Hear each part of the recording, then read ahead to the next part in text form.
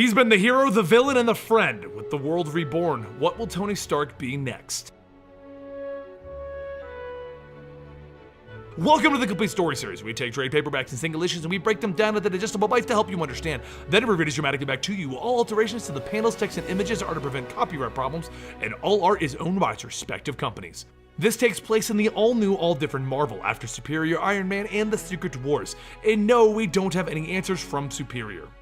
Tony Stark looks at his new armor, and he is proud of himself once again.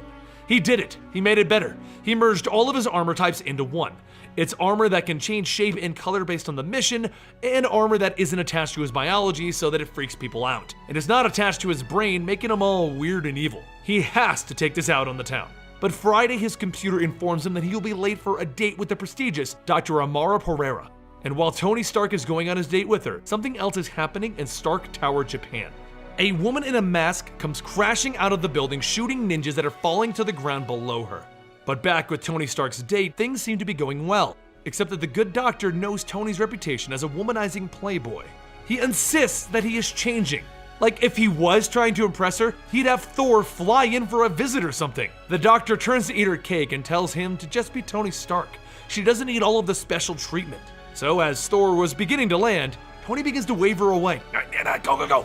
Tony walks over to her. I know you. I read your papers, and I bet you have 5 change-the-world things ready to go in your mind that you don't want to release for fear of what it'll do to the world. She looks down. I have 1. I have the cure for the mutant gene. Tony is in shock, and he offers to help her lock her mind away from psychic spies because she doesn't want to cure the mutant gene. It would turn into a law to be vaccinated. Tony looks her in the eyes, and Amara looks at him, and they lean in to kiss each other when she asks what he's doing. She's heard his reputation and knows that he's a horn dog. So he has to wait. Maybe next time they can kiss. Then Friday appears before him to let him know that Whitney Frost is back. She was last seen in Latveria, so Tony suits up and rockets off to see what he can find. And once he lands, he finds the most shocking development yet. Dr. Doom with a fixed face smiling and welcoming him. He raises his arm ready to blast Dr. Doom, and he does with the full force of his beams, only to have Dr. Doom block it with a magical spell. Friday confirms that it is in fact Dr. Doom. All well and good. Dr. Doom confirms this by reminding Tony of the time that they traveled back in time to the court of King Arthur, and they had a rousing adventure. You tried to murder me and leave me there. I said I remembered it fondly, not that you did. So Tony goes into full Hulkbuster mode, only to have it blocked by another magical shield. Are you finished? I'm here to track down Whitney Frost, Madame Mask. And I could use your help on this, as you two have history. She has embarked on a very dangerous treasure hunt, accumulating powerful items from around the world that she shouldn't have. Infinity Stones, Cosmic Cubes, Web Shooters. Dr. Doom leads Tony down the stairs and into his secret lab, where he's holding the Wamawatum. He then hands it to Tony to ensure Whitney won't get it, and to get Tony to trust him. He then tells Tony to triangulate the energy in this castle and he'll find Whitney. Then with the snap of his fingers, Iron Man finds himself in the Bronx Zoo. Whitney went to go meet her contact, and she informs her the intel was wrong. The wand that she got from Dr. Doom's castle is a fake, and then she shoots her contact. She walks into the shower and takes a moment to relax and clean up, but once she comes back into the hotel room, she finds Tony Stark sitting there holding her mask and looking at it without his armor. He asks her about the artifacts that she is looking for, and he finds that Dr. Doom was telling him the truth. Could it be that Dr. Doom is actually trying to do the right thing? But Whitney takes this chance to lunge at Tony, only to be thrown back by his armor that he is wearing, but he had in stealth mode. He looks at her hand with the X-ray vision in his suit, and he tells her that she just broke it in 3 places. In response, she taps him, and magic explodes around him as she yells, "Die!" The suit goes into lockdown, and Friday can tell Tony is going to die, but he isn't ready to do anything drastic, and he firmly believes that Whitney is just in over her head, and he tries to think of a way out of this. But Friday has her own plan. She is programmed to keep Tony alive no matter what, and she causes a massive explosion as the suit jumps off of Tony, throwing him out of the building. It then reforms on its own and it blasts Whitney while Tony is telling Friday, "I don't want this!" Friday tells him that it's too late. The suit is in remote mode and it begins blasting Whitney with everything. The whole time, Tony lands on the rooftop controlling the suit, trying to not hurt her too severely. So Whitney teleports away. Realizing that something has changed, Tony calls up his friend Dr. Strange, and after a quick visit with his new female friend, in which he asks her Hail Hydra to see her response and she tells him that she has no idea what he's talking about, he heads off to see Dr. Strange. He explained that Dr. Doom was back and healed. While he didn't have their kick-ass facial hair, he did look good. Doctor Strange finds the whole situation weird, but he's more weirded out by Dr. Doom having a Wom of Watum and Whitney hunting these artifacts, because Doctor Strange has the Wom of Watum. Dr. Doom got his from another dimension. He then sees Whitney is trying to pull magical energy from the other dimension and informs Tony that she is currently in California. I know this is magic and all, Strange, but can I handle this on my own? I was kinda hoping you'd say that. I have a lot going on right now. Anything I can help with? Do you have a key to Dimension Q? Not on me. So Tony holds up his hand for a high five. Thanks, Doc! He then holds that position because Doctor Strange isn't returning it. No. Come on!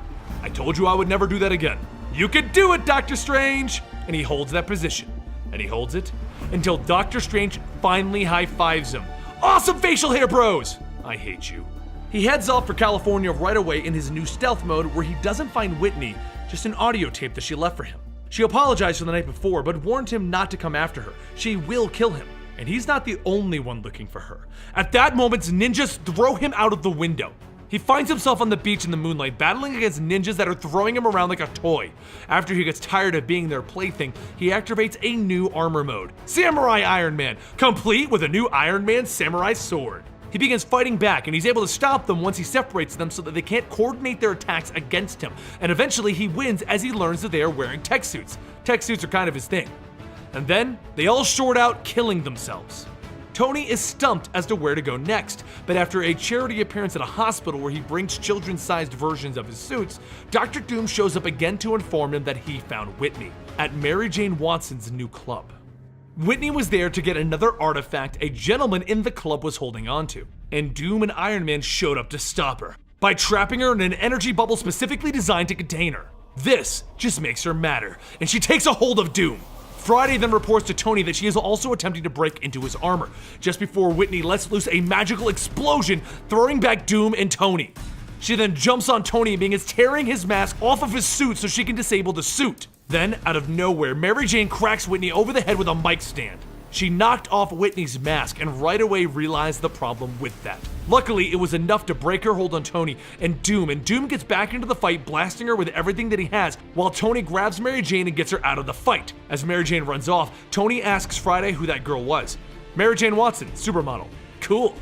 That's when Tony sees the demon possessing Whitney as her face is twisted with power, with fangs growing out of her mouth, and he realizes she had lost to him. So he apologizes to her and he lets his suit go. It forms around her, trapping her in his battle armor, and then it locks her down in place. With Stark in control of the suit, he lays her down so that Doom can perform an exorcism on her, freeing her of her demon and power finally. In a final explosion though, Mary Jane's club is completely ruined and destroyed. So much for a fresh start away from New York. With her finally free of the demon, Doctor Strange teleports in and takes her so that he can heal her up. And as he's teleporting away, Tony thanks him for taking care of her. Doctor Strange looks at him. I had to. We're awesome facial hair bros. Tony is stunned. Wow. All of this was worth it just for that. 3 days later, Tony tracks down Mary Jane because he blew up her new club and she doesn't know what to do. Superheroes ruined her life again. So he offers her a job as his new PA. And that is the first 5 issues of the new Invincible Iron Man arc. Personally, I'm loving the direction they're going with this, and I hope you do too. If you want to find out what's next, go ahead and check out issue 6 to continue the story.